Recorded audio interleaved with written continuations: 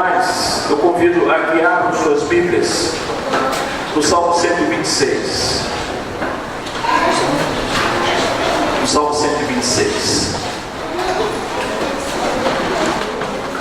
Quero dizer também a você que nos visita nesta noite, seja muito bem-vindo. Eu tenho certeza que alguém da igreja já te cumprimentou, alguém da igreja já te deu um abraço, alguém da igreja já te perguntou o seu nome, sim ou não?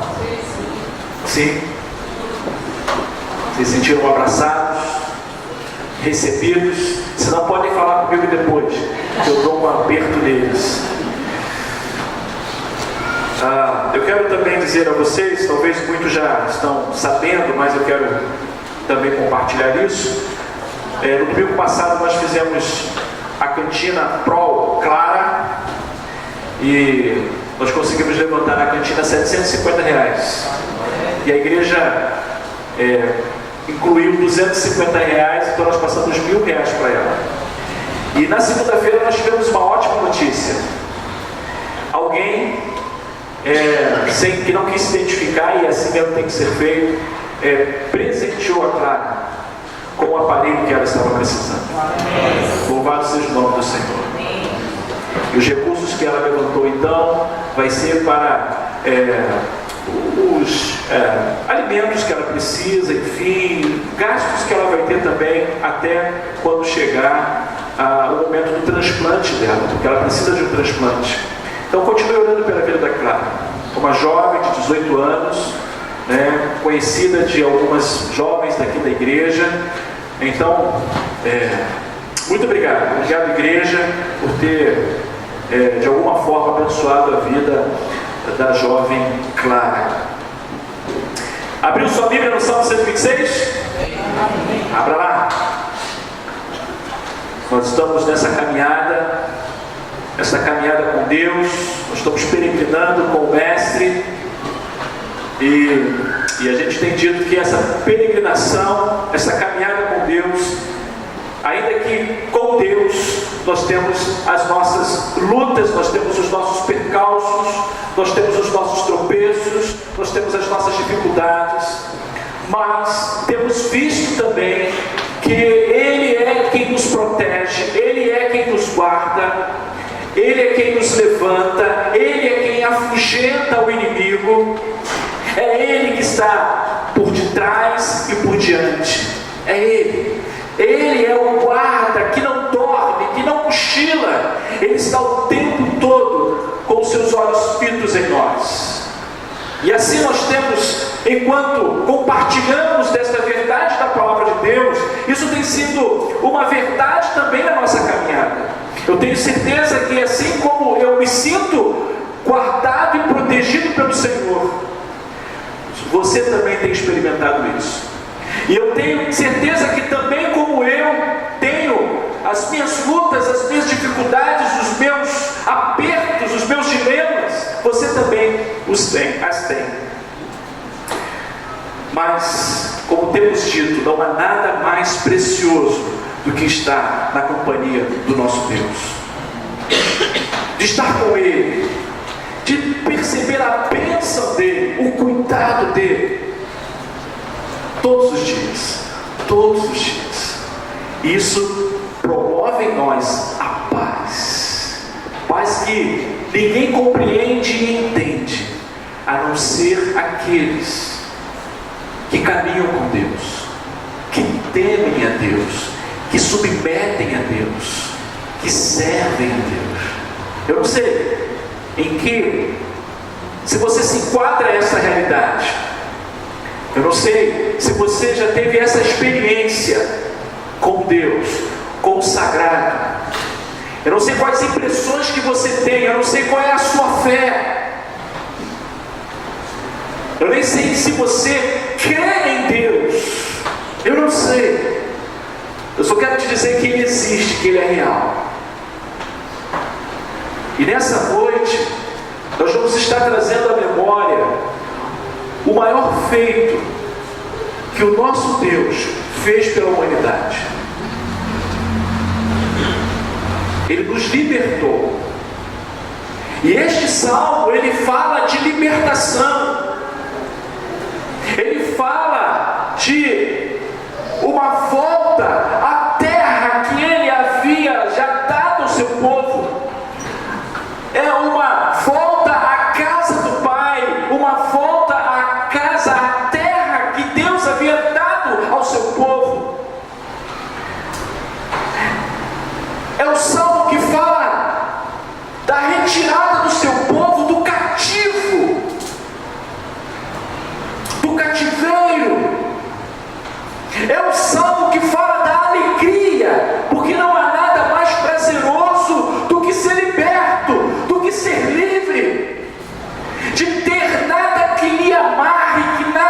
escravize. E Jesus Cristo, Ele proporciona exatamente isso. Então, querido, sorria, porque o Senhor está te filmando. Sorria, porque há 2000 anos atrás, há mais de 2000 anos atrás, Ele entregou o seu corpo para ser sacrificado em meu lugar e em seu lugar.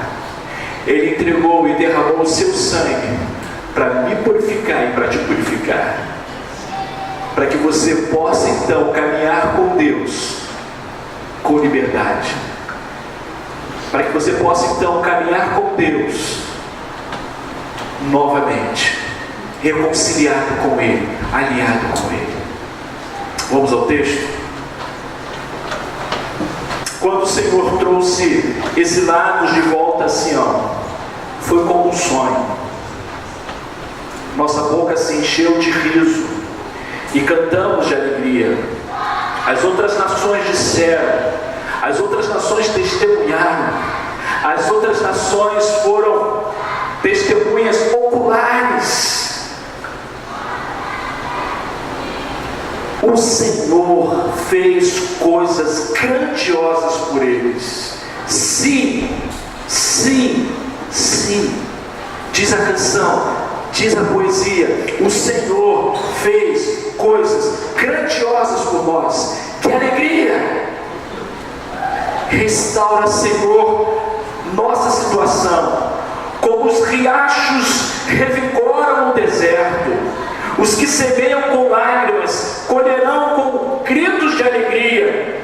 Choram enquanto lançam as sementes, mas cantam quando voltam para a colheita. Eu quero nessa noite, de maneira bem objetiva e direta, compartilhar sobre a seguinte realidade: a caminhada com Deus excepcionalmente é extraordinária, mas normalmente é ordinária. O que eu quero dizer com isso? O que eu quero dizer com isso é que nós vivemos tempos em que parece que as pessoas querem viver 24 horas por dia no extraordinário, no surpreendente. A sociedade em que nós vivemos é uma sociedade que prega isso, que propaga isso. Parece que você tem que estar plenamente feliz o tempo todo, que você não pode ter nenhum tipo de abalo, nenhum tipo de desconforto, nenhum tipo de contratempo. E a gente por vezes é tomado por esta pregação, por essa ideia e esse conceito.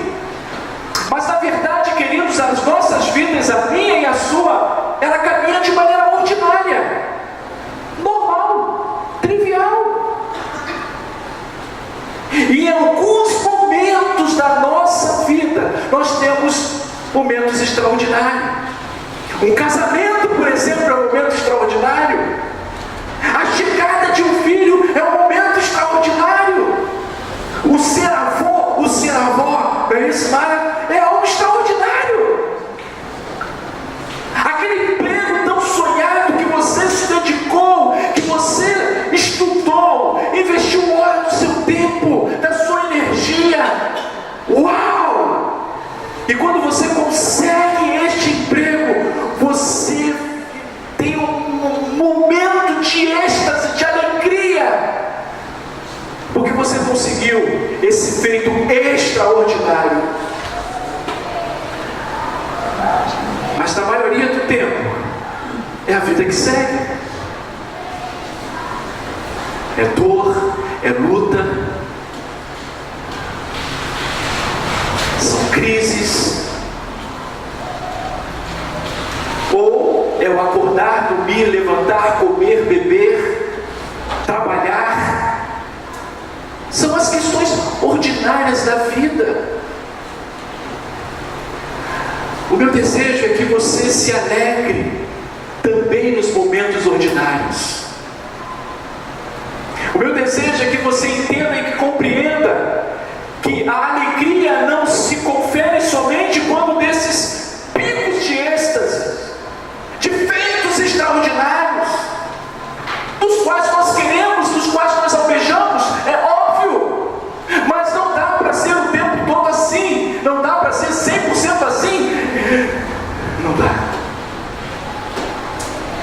Então eu quero tratar de 3 verdades nessa noite com você. A primeira, a alegria da liberdade. A segunda, a alegria da promessa de vida. E a terceira, a alegria do trabalho. A alegria do trabalho.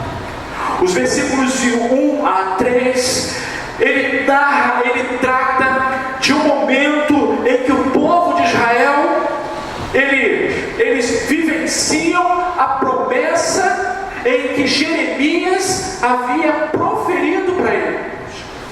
Que Deus um dia, em um tempo, iria tirá-los do cativo, tirarem do cativeiro, tirarem do jugo da Babilônia. Eles ficaram 70 anos já, não foram 70 dias, não foram 70 meses, foram 70 anos subjugados por esta nação.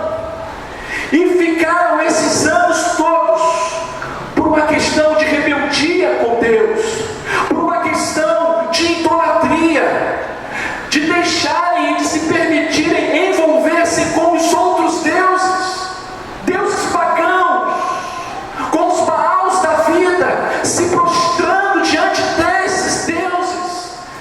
Isso ofendeu ao Senhor e Deus prometeu a eles o cativo. E para lá foram levados. E enquanto eles estavam no cativeiro, é interessante que 2 situações surgiram, 2 momentos surgiram. Quando nós olhamos para o Salmo 137, por exemplo, eu convido você a caminhar para lá. Observe que essa poesia escrita pelo salmista vai mostrar e vai revelar o coração do povo de Israel, como eles se encontravam no cativeiro, sem nenhum motivo para exaltar, para cantar, para entoar, porque eles não estavam em Jerusalém. Olha o que o texto diz, só algumas partes. Junto aos rios da Babilônia, sentamos e choramos, ao nos lembrarmos de Sião. Pusemos de lado nossas harpas e a penduramos nos galhos dos salgueiros. Os que nos levaram cativos queriam que cantássemos. Nossos opressores exigiam uma canção alegre. Cantem para nós uma das canções de Sião. Mas eles não tinham como expressar o louvor, a adoração que era feita em Jerusalém. Esses louvores, essas adorações que eram feitas quando eles peregrinavam rumo a Jerusalém, não fazia sentido, não tinha propósito. O coração deles estava feridos, magoados, chateados, entristecidos. Eles estavam aprisionados. Mas eis que, nesse mesmo contexto de cativeiro, quando você vai lá a Jeremias, eu te convido a você olhar para lá, em Jeremias 29, um texto bem conhecido.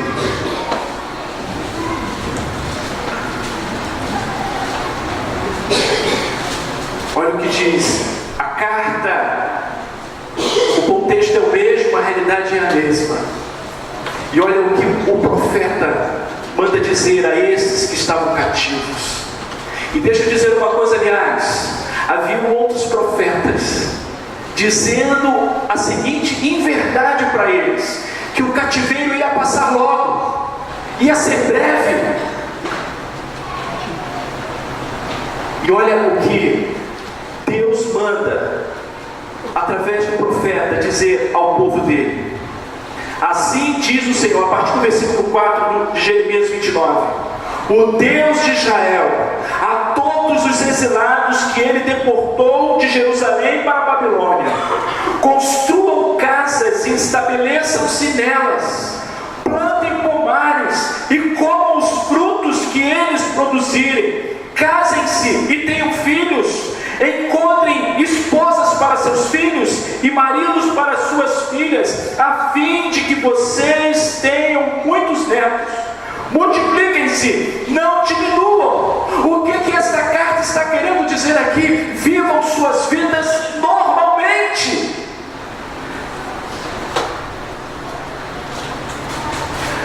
Continue a vida de maneira ordinária, ainda que cativos estejam, mas vocês vão ter que sobressair diante dessa situação. E aí vem o versículo 5, que é extraordinário. O versículo 5 é extraordinário. O versículo 5 é que faz toda a diferença nessa nossa caminhada ordinária. Olha o que o texto diz: trabalham pela paz e pela prosperidade da cidade para a qual deportei. A cidade estrangeira, que não era a pátria deles, que não era a terra deles, e que não tinha o templo deles. Orem por ele, por ela ao Senhor, pois a prosperidade de vocês depende da prosperidade dela. O texto prossegue: assim diz o Senhor dos Exércitos, Deus de Israel: não se engane, não se engane, não se deixem enganar pelos profetas e adivinhos que há no meio de vocês na terra da Babilônia. Não deem ouvidos aos sonhos deles, porque sonham o que vocês querem ouvir. Eles contam mentiras em meu nome. Eu não os enviei, diz o Senhor. Queridos, parece que é a realidade que estamos vivendo hoje em dia. Eu entro em crise com pregações, com mensagens que levam o povo a viverem esse estado de êxtase, de euforia o tempo todo, como se nós não tivéssemos os nossos dilemas, os nossos dramas, as nossas crises, e a gente acaba não sabendo lidar com isso. A gente paralisa, a gente entra em crise, a gente constrói o nosso próprio cativeiro, porque nós estamos ouvindo mentiras,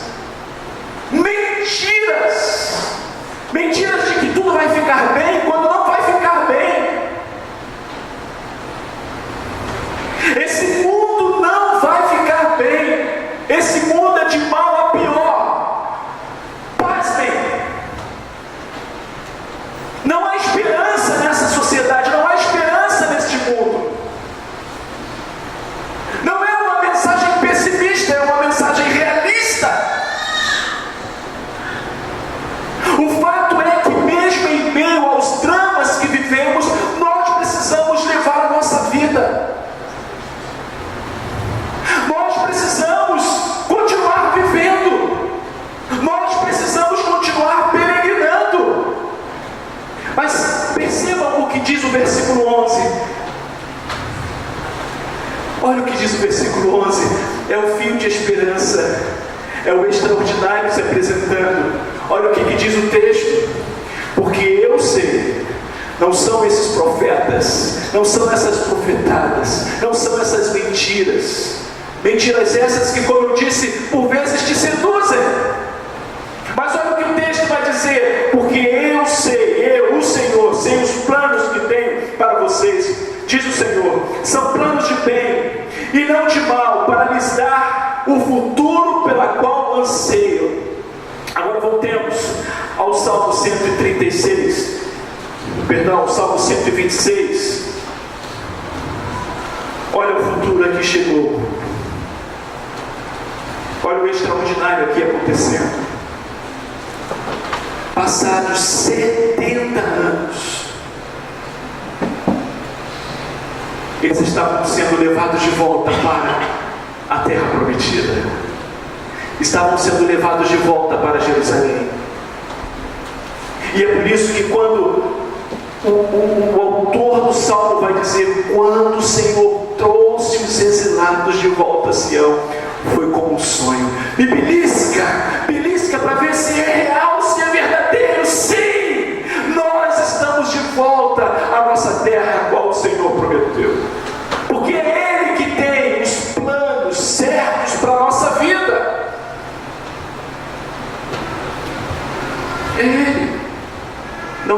nós, não é essa sociedade, é Ele.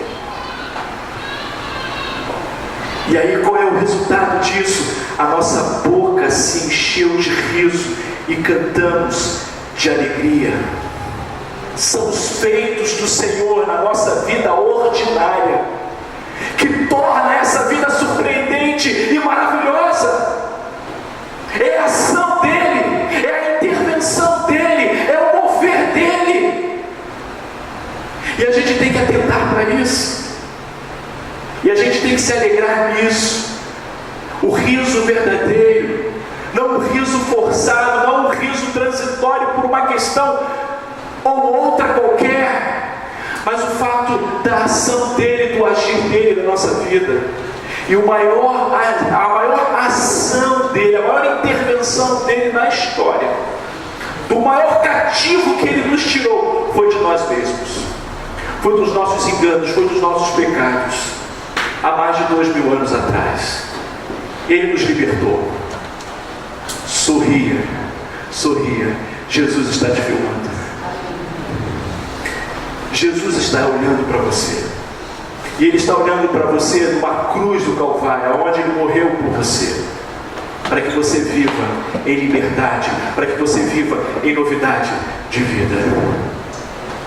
Isso significa que você não precisa mais de mecanismos para se alegrar.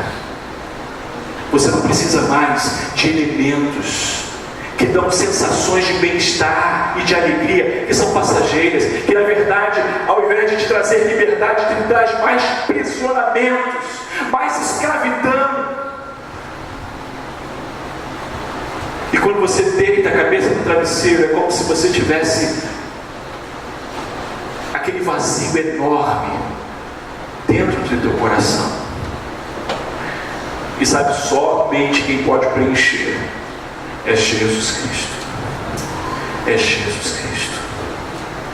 E é exatamente essa sensação que nos dá, a mesma que deu com o povo de Israel quando foram trazidos de volta para o cativo, para Jerusalém, para a sua pátria, para a sua terra. 70 anos. A minha libertação se deu aos 9 anos de idade. A libertação de outros aqui se deu aos 20 anos de idade. Há outros aqui que a libertação se deu aos 30, aos 40, aos 60 anos de idade.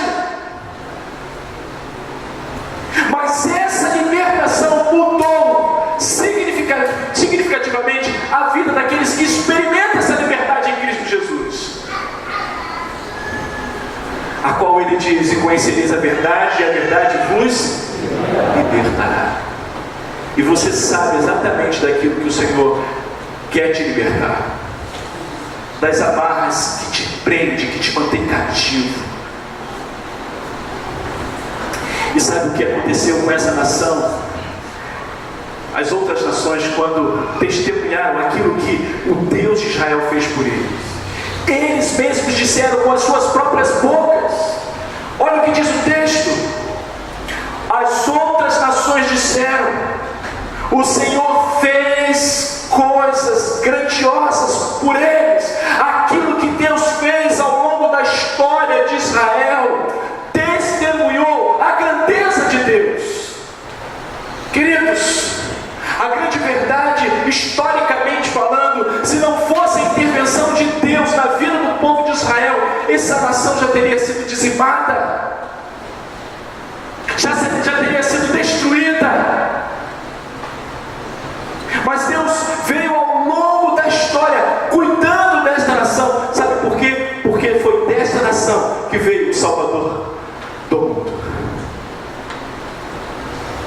E a questão agora não é tanto a nação de Israel, mas agora é o novo Israel, que sou eu e você, que é a igreja de Cristo Jesus, da qual nós pertencemos, da qual nós fazemos parte, da qual um dia nós iremos para uma nova Jerusalém. Não mais uma Jerusalém geográfica, mas uma Jerusalém celestial. E aí nós vamos viver de maneira extraordinária por todos os séculos e séculos e séculos. Porque lá a Bíblia diz que não haverá mais dor, não haverá mais fome.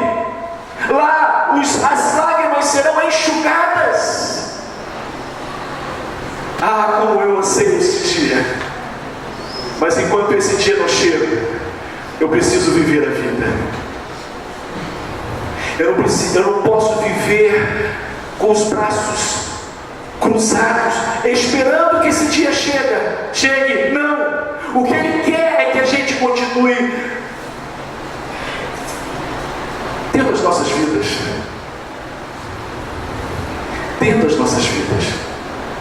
Construindo os sonhos que Ele coloca em nosso coração. Não vivendo mais cativo naquilo que ofendia a Deus no passado, porque agora você está livre. De maneira que as pessoas também notem e percebam que há algo diferente na tua vida, que há algo diferente em você, que você não usa os mesmos mecanismos que Ele usa para sentir bem-estar, realização, satisfação, e eles possam conferir da mesma forma que essas outras nações testemunhavam, ou melhor, proclamavam esses feitos do Senhor na vida do povo de Deus.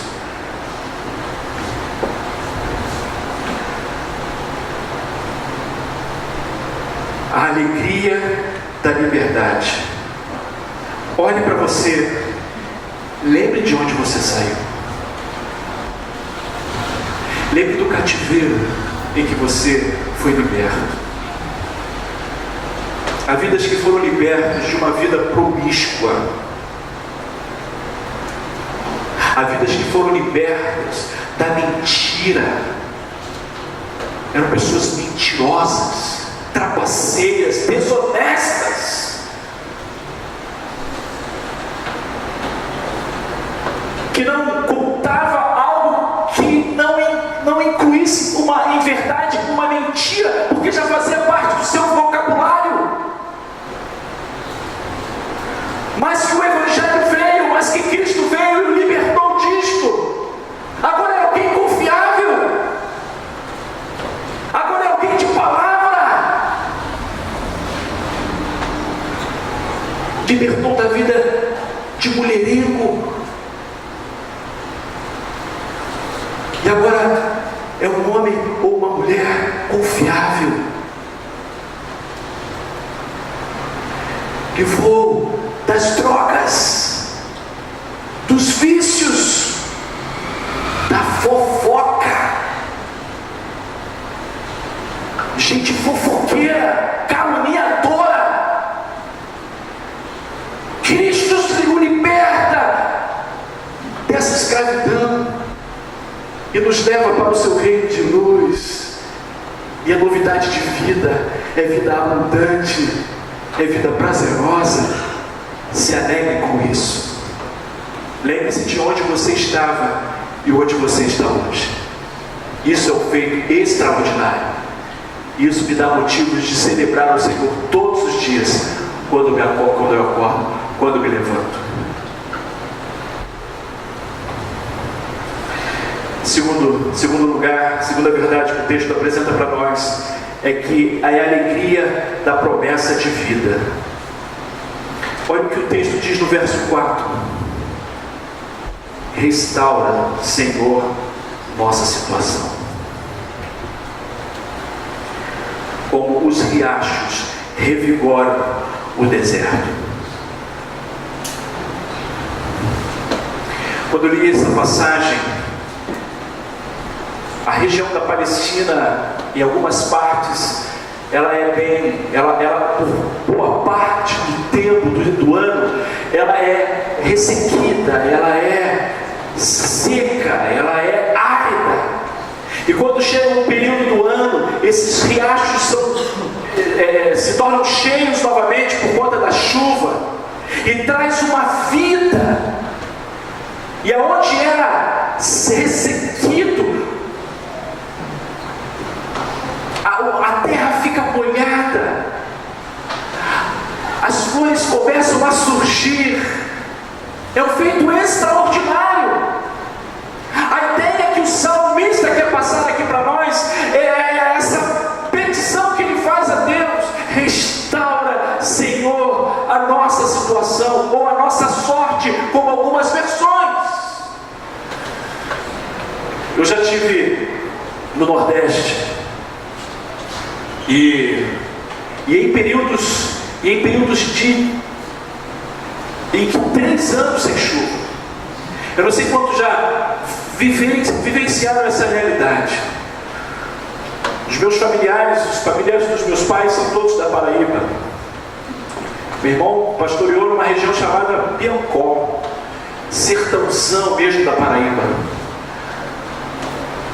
Mas você tem que ver a alegria do sertanejo quando vem a chuva, porque eles plantam, eles aram a terra, aquela terra seca, dura, mas na expectativa da chuva vir e molhar a terra e fazer com que a semente comece a germinar e a dar os frutos. Vocês precisam contemplar a alegria do sertanejo quando chega esse momento.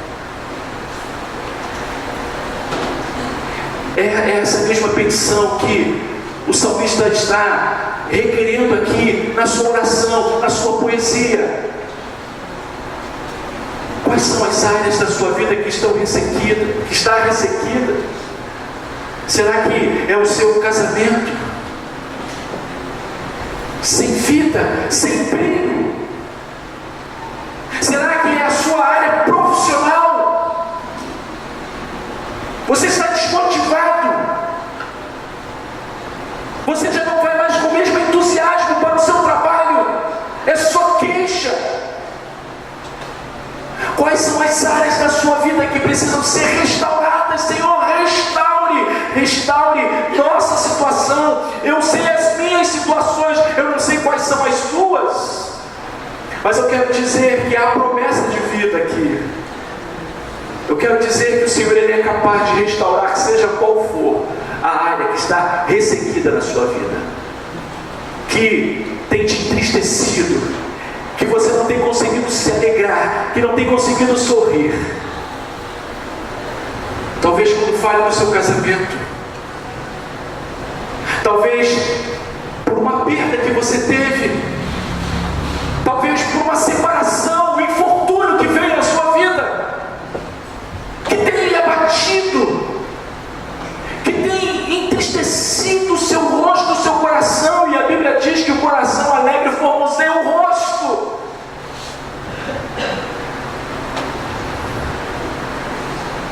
E nada mais prazeroso quando o Senhor restaura essa nossa situação. Qual é a área, qual é a situação da sua vida que você deseja que o Senhor restaure? É interessante o que a água faz no solo. A gente sabe o valor, a importância da água para uma plantação. É fundamental, é essencial. Mas há uma água da qual a Bíblia também fala. Em João capítulo 4, versículo 13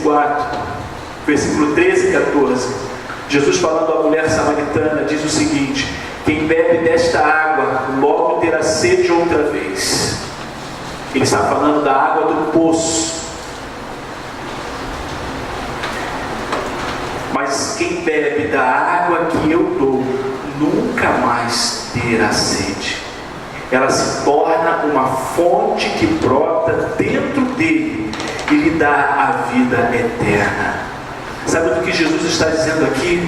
Aquilo que Ele é capaz de fazer, de dar sentido à nossa vida, de dar sentido ao nosso existir, dar sentido ao seu casamento, sentido ao seu trabalho, sentido à sua vocação, sentido à tua vida. Que talvez você esteja tateando e procurando ao longo da sua jornada, ao longo da sua caminhada. O Senhor quer restaurar a sua vida, o Senhor quer derramar da sua água cristalina, para que você se torne esta fonte que jorre,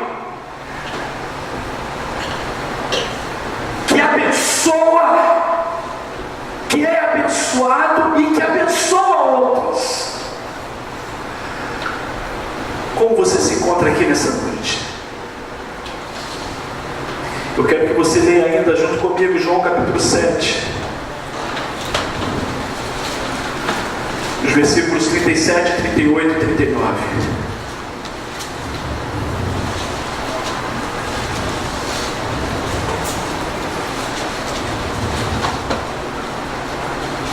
Diz assim: no último dia, o mais importante da festa, ele está se referindo à festa das cabanas, que é mencionado lá no início do capítulo 7. Jesus se levantou e disse em alta voz: quem tem sede, venha a mim e beba. Qual é a fonte que você tem procurado para saciar a sua vida? E deixa eu dizer uma coisa: talvez você tenha encontrado um saciamento momentâneo e transitório, mas logo resseca novamente, mas logo te dá sede novamente. Mas olha o que Jesus diz aqui: quem tem sede, venha a mim e beba. Eu quero dizer para você, meu amigo, que Jesus, ele é a fonte da água da vida. É Ele que vai regar o teu coração ressentido, entristecido, magoado, ferido, duro. É Ele. Pois as Escrituras declaram: rios de água viva brotarão do interior de quem crê em mim. Quando ele falou de água viva, estava se referindo ao Espírito que seria dado mais tarde a todos que nele crescem. Naquela ocasião o Espírito ainda não tinha sido dado, pois Jesus ainda não havia sido glorificado. O que isso significa, querido? Que no momento em que nós reconhecemos o feito de Jesus nas nossas vidas, quando nós reconhecemos que só Jesus Cristo pode mudar a história da minha vida, Ele passa a habitar em mim, na pessoa do Espírito Santo de Deus. E sabe quais são os frutos do Espírito Santo de Deus? Amor, alegria, paz, benignidade, bondade, longanimidade, domínio próprio. É somente o Espírito Santo de Deus que pode produzir isso em você. Não é nada mais além do que isso. A balada, o jogo do Corinthians e do São Paulo são alegrias momentâneas, passageiras.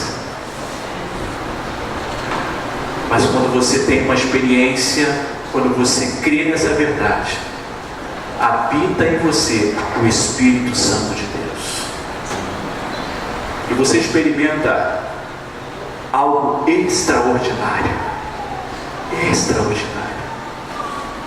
E o mais extraordinário é que não é simplesmente uma questão pontual. Você pode beber e se alegrar e viver de maneira extraordinária com o Senhor Jesus, ainda que nesta terra, ainda que peregrinamos aqui. Último, a alegria do trabalho. O povo estava voltando para a terra, o povo estava voltando para a pátria deles, mas muita coisa precisava ser feita. Reconstrução do templo, que foi executada através de Esdras, a restauração da cidade que estava desguarnecida, desprotegida, e isso foi feito com Neemias. Muita coisa precisava ser feita. As coisas não vêm de mão beijada. É preciso esforço, é preciso dedicação. E é isso que o Salmo está dizendo aqui para nós. Olha o versículo 5, versículo 6. Os que semeiam com lágrimas. Isso quer dizer esforço, trabalho, dedicação. E o Senhor espera isso de nós. O Senhor requer isso de nós. Lá em Gênesis, lá no início da história, Ele nos deu o prazer, a bênção de cuidarmos desta terra, deste planeta. Ele nos deu trabalho. O trabalho é uma bênção. A grande questão é que por conta do pecado houve um peso no trabalho, mas o trabalho é uma bênção. E é interessante quando alguns dizem assim: pastor, eu quero um emprego, não quero um trabalho. Eu quero um emprego, não quero um trabalho. Querido, você tem que trabalhar. Você tem que semear. E semear com lágrimas, com dor, e muitas vezes sangrando. Mas não há nada mais prazeroso quando você vê o resultado do trabalho, mais digno, mais honroso. A grande questão: como é que você tem semeado? De que modo você tem semeado? Alegremente ou queixosamente? Quando você levanta todas as manhãs para ir para o seu trabalho, você, aquele trabalho desgraçado, aquele patrão chato, não vejo a hora de chegar sexta-feira. O cara está segunda-feira, ele já está doido para que chegue sexta-feira. Como a vida de alguém assim é tão miserável e desgraçada? Desculpe o termo. Se você está descontente naquilo que você faz, vá fazer outra coisa. Não venha com atestados por lado, e ainda quer que Deus abençoe. Como é que faz um negócio desse? Edita depois esse negócio aí. Não é possível.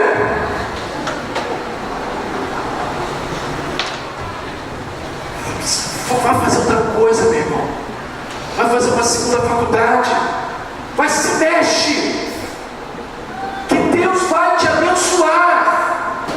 Que Deus vai honrar o seu esforço. Agora o que não pode é você passar a vida resmungando, reclamando. Oh, vida, oh, azar. Pare com isso. A vida se torna muito mais pesada assim.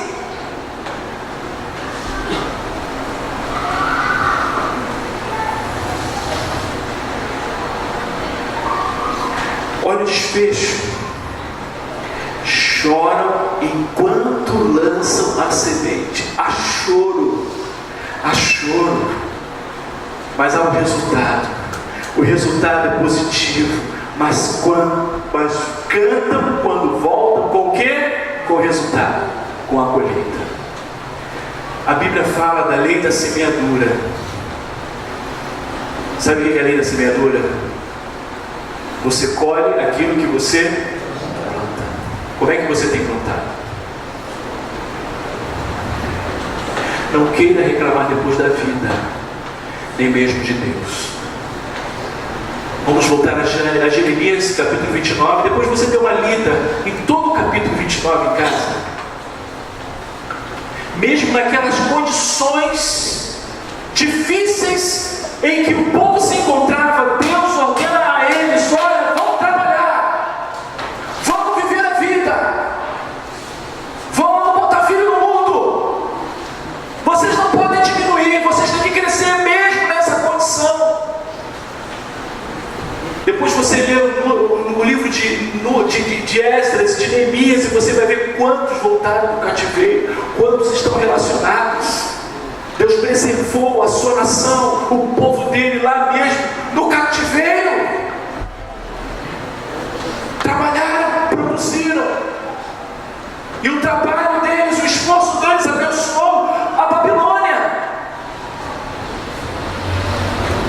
Agora está aqui, está nessa cidade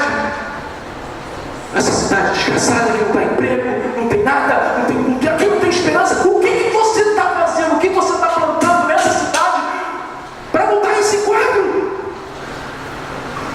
Quantos viram aqui hoje à tarde Casa dos Sonhos, não? Novos Sonhos, da nossa missionária Joana. Quantos viram? Depois você vê Joana, ela é baiana, ela é de Salvador. É uma história lindíssima dessa Joana. Os pais foram usuários de drogas, foram presos, foram libertos pelo poder do Evangelho, tiveram 3 filhos e os 3 filhos são envolvidos. E essa menina, ela está em São Paulo, tirando crianças das mãos dos traficantes, de pais drogados, crianças sem nenhuma perspectiva de vida. Ela traz para casa, para esse ambiente, para esse espaço, dá amor, dá dedicação, dá do seu tempo. Eu não sei quantos anos a Joana tem. 30. Essa menina tem 30 anos, eu tenho 46 anos. Essa menina fez muito mais do que eu, com 30 anos de idade.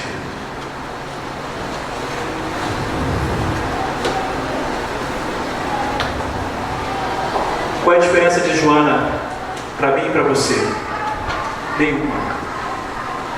Melhor, a diferença é quando a gente se propõe a trabalhar em lugares certos, com as motivações certas, para que o nome do Senhor seja glorificado e exaltado.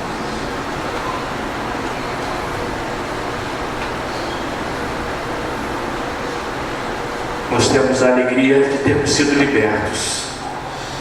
Nós temos a alegria da promessa de vida. Independentemente de quão ressequida esteja a nossa vida, o Senhor pode transformá-la. E a bênção, a alegria do trabalho. É isso que Deus quer de nós. Você está aqui nessa cidade há quantos anos? Há quanto tempo? Você veio para cá só para sugar dela? Você veio para cá para de alguma forma ser canal de bênção de Deus aqui neste lugar? Eu espero que nós da PIB sejamos este canal de bênção para essa cidade. Eu espero que eu e você, libertos que somos, possamos mostrar às pessoas que há alegria, que há esperança, que há motivos para sorrir, que há uma canção, que há um novo tom, que mesmo que o futuro do Brasil não seja o que eu espero, mesmo que não seja o presidente que eu anseio, mas existe um Deus que está acima de tudo isso. Eu sirvo a Ele, eu temo a Ele, eu trabalho para Ele, eu me esforço para glorificar e exaltar o nome dEle. O plano de Deus para o mundo é a igreja, é a sua igreja, sou eu e você.